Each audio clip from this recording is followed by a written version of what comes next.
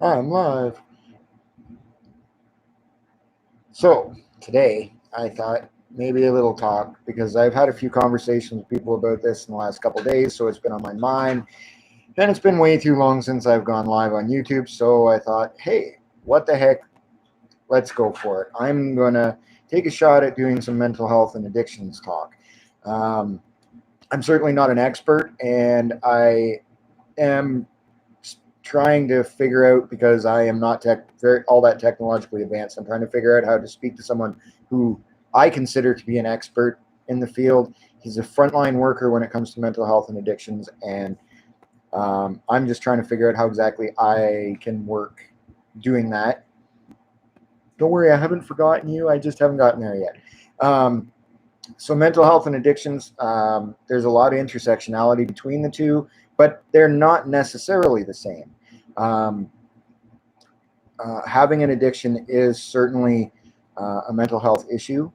It is an illness. It is not a choice. It is not. It doesn't make a person a bad person. As a general rule, it's a result of what bad people have done to that person, as opposed to that person being a bad person. And I want to be very clear about that right from the very start. If you're here to hear me talk about what evil people they are and all that, you're not going to hear it here at all in any way. I live with someone who has a great deal of mental health problems and has struggled with addiction in her lifetime. And so don't think that I'm going to speak down about people like that. It is never going to happen. Get your nose off the table, dog.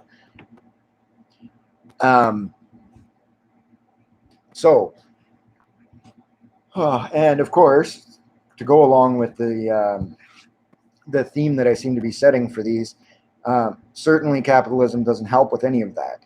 If you're already struggling with something like anxiety and depression, and the amount of money that's given to people on ODSP who struggle with these mental illnesses is not enough for them to live on. It doesn't do a whole lot of good for anyone. It makes the anxiety and depression worse. And then you see the kind of problems that people are always complaining about. When you talk about mental health, a lot of times you hear people go on and on and on about, well, I see these people and they're talking to themselves, blah, blah, blah.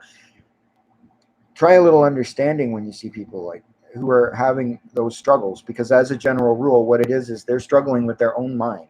Can you imagine not being able to trust your own mind to tell you the truth about a situation? Because that is the way that it is for a lot of people that struggle with those mental illnesses. They cannot trust their own brain to tell them what's going on. They mean to be giving them a rational answer to anything. Not because there's something wrong with them, but because there's that little piece in their brain. Everybody talks about their conscience as being a voice inside their head. A lot of times people, especially people that struggle with anxiety and depression, they have another voice in their head. They have that little conscience voice that's telling them that something is going on, but they also have another one that's anxiety, especially anxiety, that sits in the back of their head saying, well, it must be your fault. It must be because of something you did. It must be, and on in circles and circles and circles and circles, in a way that makes it so you can't even understand what's going on. Now, I know most people struggle with anxious moments. And think about that. When you think about someone who's struggling with anxiety, think about that. When you've been in that anxious moment, when you've been in that moment where you're struggling under stress, you're struggling under problems, think about that inside your head all of the time. Not once in a while, not sometimes, not just when something comes up. That is in the mind of a person that's struggling with anxiety all the time, constantly, every second of every day, of all the time. And that's not an easy thing to struggle with. When it's not much different for people that are struggling in depression, because there's always a voice in their head telling them it must be your fault because you're not good enough. It must be your fault because you're not good enough. I mean, that is really what depression does. In every given situation, It is a voice inside your head that instead of saying, is this right or wrong, it's saying, how are you wrong? And you're not good enough. You're not worth enough for this to make any difference. For what you're saying, for your voice to matter, none of that matters. And it's always, again, always, constantly, always in the back of their mind, just screaming into their head, this is what's going on. It's because you're not good enough. That's not a fun thing to live with.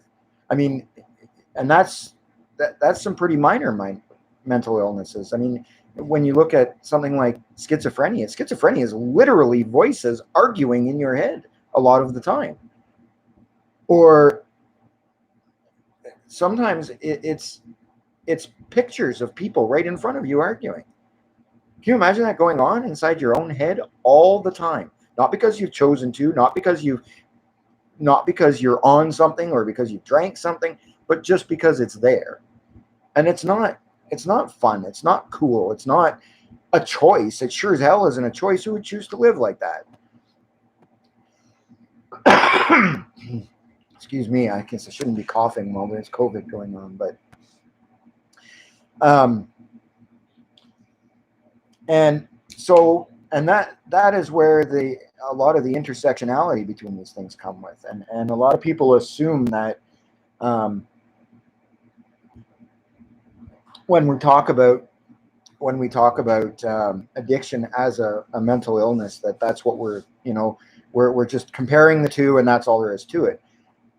It's more a matter of the intersectionality there has more to do with the fact that if you've got a voice in the back of your head all the time that you can't even understand half the time, that's telling you you're not good enough, or that's just two voices in your head that are arguing back and forth with one another. Can you imagine what that must be like? And then imagine that somebody says, hey, I have an idea. All you have to do is smoke this and you'll be fine. And when you do, everything goes numb. The voices disappear. The whatever struggles are gone. You don't think about them. You can't think about them. They're just not there. And I mean, they offer medications for that. And that's a substance that for some people works. But for anxiety in particular, we don't really have a whole lot of medication that will actually work for that. And that's where marijuana, now being legal in Canada, is very, very helpful. People who suffer from anxiety, who smoke a little bit of weed, which this is just a cigarette because I can't even smoke weed. I'm allergic to it. It gives me headaches. It causes more problems than it could ever potentially solve for me. So I can't even touch that stuff. So don't think that this is about me being some kind of about me supporting marijuana because I want to be able to use it, because I can't. But I can see, and I have seen, and I know that it does help some people. It helps people with chronic minor pain. It can help them deal with it enough that they can carry on with life. People with anxiety, quite often, one of the biggest things that marijuana does, even just for a person, is it makes people mellow. And for a person on anxiety, being mellow is a big deal.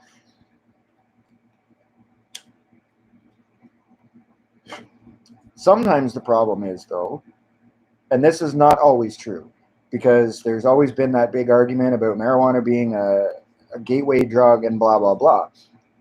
The problem is sometimes people struggling with anxiety, they get used to living on marijuana, and their anxiety sort of learns how to live with that, and gets bigger then. So what do you do next? Well, unfortunately, too many people turn to, and this has a lot to do, again, with capitalism, in that there aren't enough services out there because everyone's so focused on how much money they have in their own pocketbook that They don't want taxpayer money going to help people who are struggling with mental illnesses, or to be able to have enough money to be able to deal with their own mental illness in a way that's appropriate for them. Because that's the other thing, is that a lot of times if you run out of marijuana, but you need to get rid of that anxiety, somebody else offers you, say, crack, and says, oh, well, this will work even better for you. The problem is you try it that once because you didn't have the money to get marijuana, and you're hooked like that. Doesn't take any much more than that. So how is that? Was it really a choice? Was there ever a choice there? That I think is the biggest thing that people talk about when they talk about anxieties or about addictions. When they talk about addiction, they talk about, well, that person made that choice. 99 times out of 100, probably 99,999 times out of 10,000 even, it was not a choice. They were forced into a situation where that was the only thing that would help. That was the only thing that, or they were forced, particularly with depression, they were forced so low and pushed so low. And again, with things like here in Ontario, ODSP rates are ridiculously low. And when you're living in that kind of poverty, on top of having a mental illness, particularly like depression, if you feel like you're worthless because there's a voice in the back of your head that's talking about being worthless, and then the government adds to that, well, we don't feel you're worth being able to afford to rent a house and have food at the same time. I mean, that's just, what kind of a ridiculous request is that? And by this, you're going to try it. Because you know what? You hear people talking all the time about how great drugs make them feel and how much fun they have when they're on drugs. And you know what? I'm feeling so low and so worthless that I don't care if it hurts me. I want to do this thing that looks like so much fun. Where's the choice in that? Is it really a choice? Have you really made a rational choice? Because that's what a choice is. When they charge people with crimes and they're trying to determine if they actually knew what they were doing, that is the big question. Was that a choice? And in terms of a choice, they have to know and be able to understand the pros and cons of that choice. They have to be able to understand that what they're doing is right or wrong. And if someone's worthless and feels like they might just as well die anyway, was it really a rational choice to try something that they know is probably going to lead to their death? That's not a rational choice at all.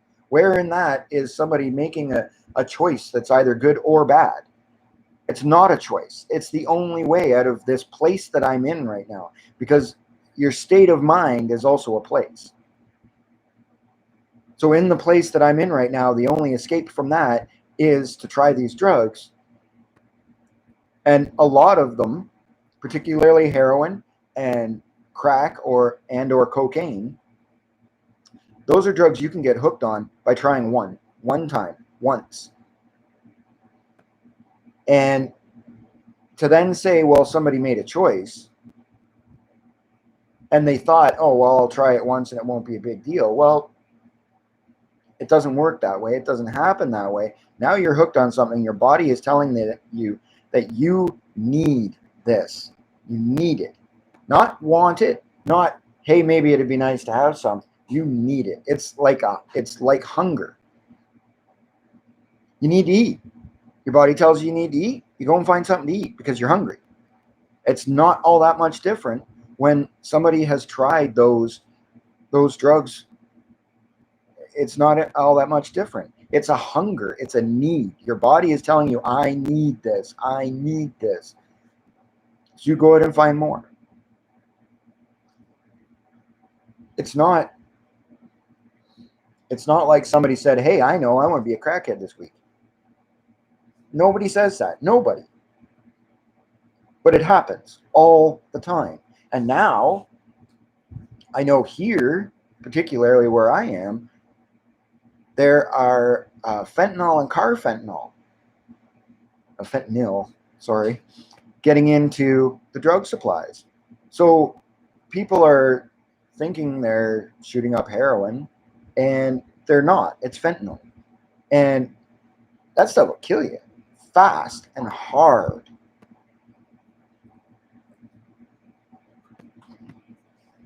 And you don't even know it's there. And all it takes is a speck, a speck the size of a pinhead, to kill you, dead. That's it. You're done. That's an overdose. And it's scary to think that somebody who is in that place of addiction, because it's not fun. It's not a fun place to be. It's not a good place to be. It's not somebody sitting on their couch having a lark and not having to work. That's not anywhere close to what addiction is or where it's coming from. And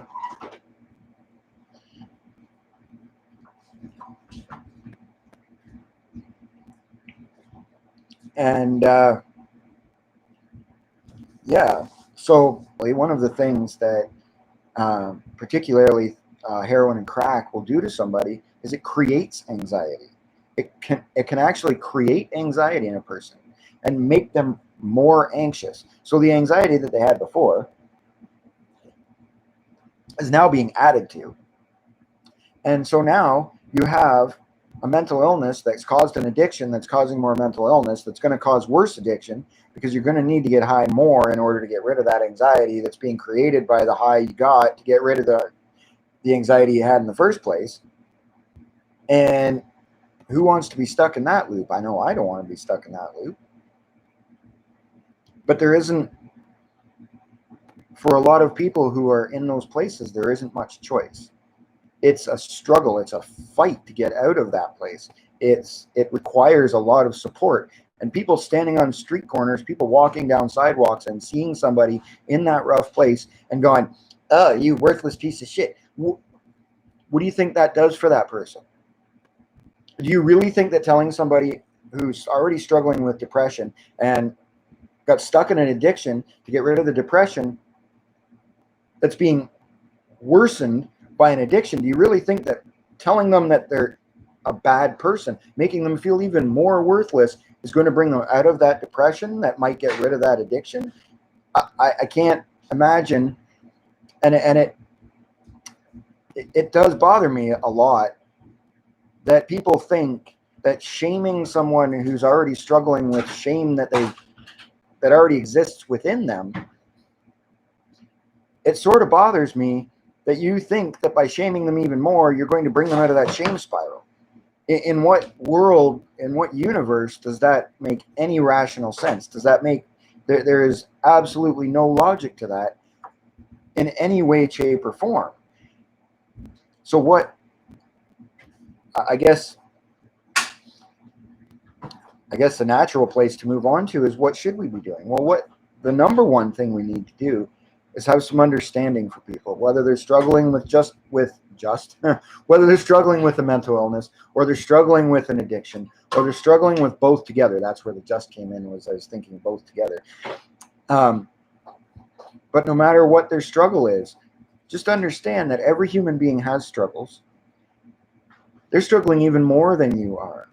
So by adding to their struggle, you're not going to help anything. And that's not to mean that every single human being has to run up and hug every other single human being all the time. That's not where this is. Doesn't have to be what support looks like. But if you see somebody who, or if you know somebody in particular, if you know somebody who's struggling with a mental illness, instead of telling them things like,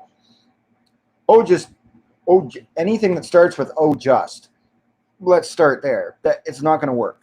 There is no just. And don't give them a solution that you tried that one time that you were under a lot of stress. Excuse me, because that's not necessarily going to be their answer. The answer for everybody is a little bit different. And the best way that you can support that person is by talking to that person. Find out, what causes them the most anxiety, and try to help them get through those situations. Whether that means that, their anxiety comes from being in large groups of people. Okay, well, how about if I go with you? And I'll be the one driving. And so if you can't put up with, if there's too large a crowd for you, or you see somebody that you don't think you're going to be able to deal with, dog, get your nose off the table. Or if you see someone that you don't think you're going to be able to deal with, because that is a real thing, you just say something to me and we'll leave. It is that simple. And that is, it can be complicated. And it is frustrating sometimes because you want to go to this place and there's a big crowd, but you're supporting that person. Too bad. It isn't always about you. It isn't always about you having a good time. It isn't always about the rush that you are in. If somebody is in a place where their anxiety is getting so bad that they can't handle it anymore, something terrible is going to happen. Whether that is violence or an addiction, or if they're struggling to not, or if they're struggling against an addiction, trying to keep clean, all you're going to do is put them back onto that wagon. That's all you're going to do by not supporting them in that way. And I mean, but you have to be willing to talk to people and listen to their experience. Not say, oh, well, I know more about this than you do, even though you're the one living it, because I'm standing here watching you, and so I know everything about what you're going through. No, you don't. It is that simple. That is an absolute statement. No, you don't. Because none of us can live inside the head of another person. That is impossible. If you listen to that person, if you talk to that person, if you keep yourself sort of in tune to that person, you might be able to know when it's time to help and how you can help. But that doesn't mean that you know what their struggle is. That doesn't mean that you know everything. You have to listen to them and be willing to do what they need in that moment. I do it all the time here. It happens in our house on a regular basis because that's what I have to do. That's I hesitate to say that's what I'm here for, but it's one of the things I'm here for, is to be that support system, to be, I can't say I love my wife and then not do everything I can to support her. That's what you do. That's what I mean, it's a phrase I've started using an awful lot lately, is human beings being human. And all that means is we are all human beings. And if we are human to one another, all that means is that when you're talking to somebody, you're not planning the next thing that you're going to say. You're listening to what they're saying. If there has to be a 5-second pause after somebody says something, then there has to be a 5-second pause. Where we got the idea that there always has to be noise in a conversation is beyond understanding. Sometimes you have to pause, collect your thoughts. Sometimes you have to listen to somebody, sort of digest what they're saying, and then answer. Don't start crafting an answer when they start talking, because then you're not listening. All you're listening to is what I'm going to say next. What am I going to say next? What am I going to say next? That's what you're listening to. That is a voice inside your head telling you that I know what I'm going to say already. No, don't know what you're going to say already. Listen to what the other person is saying. And especially when you're talking to somebody who's struggling with addictions and mental illness, you have to listen to what they have to say, because they're the only ones that know what they're going through. You might have some idea. You might have been in a situation that's similar. And it's okay to say, I can understand what you are saying because I was in a similar situation. Here's what I tried. Do you think that would work? There's a big difference between doing that and saying, well, I know what you should do. No, because no, you don't. You try things until something works for somebody. And then you try to help them develop that into something that they do all the time. And if more human beings learn how to be human, we might even be able to eliminate addiction. It's a big dream. Okay, I'll admit it. It's a big dream because there's lots of them. Like this. Like this. me without my coffee and my cigarettes is not a pretty picture at all. And well, I've never really struggled with addiction or depression or anything like that. Uh, Certainly, poverty is not an unstressful situation to live in. So it's stress relief. It helps me. It's not good for me. I know it's not good for me. But I've been smoking for almost 30 years now. I probably will never quit. I am addicted to them. I don't mind saying that. Why not? Doesn't mean it's good for me. Doesn't even make it a good idea. My doctor asks me every time I'm there, "You ready to quit yet?" Nope. Okay. And that's not an inappropriate response because you can't force somebody to act the way you want them to act. Whether it's good for them or bad for them, placing your expectations for behavior on other people isn't fair. It isn't right. It isn't good. It isn't being human, especially looking at this whole COVID thing. Everybody is on and on about, these fascist rules and blah, blah, blah, blah, blah, blah, blah. You know what? 90% of the time, the same people who say that about these fascist rules and fascist laws are the same people who talk about, well, you shouldn't be doing drugs and you shouldn't be drinking and you shouldn't be doing this. How does that make you any less fascist than those rules that you're complaining about? It doesn't. It really doesn't. You're still placing your demands for behavior and your expectations on other people. Expect things from yourself. Don't expect things from other people, especially in terms of behaving. It's okay to look for sort of general moral and ethical behavior, things like honesty. That's not a terrible thing to expect from people. Expecting them to give things up because you don't agree with them? No, that's not cool.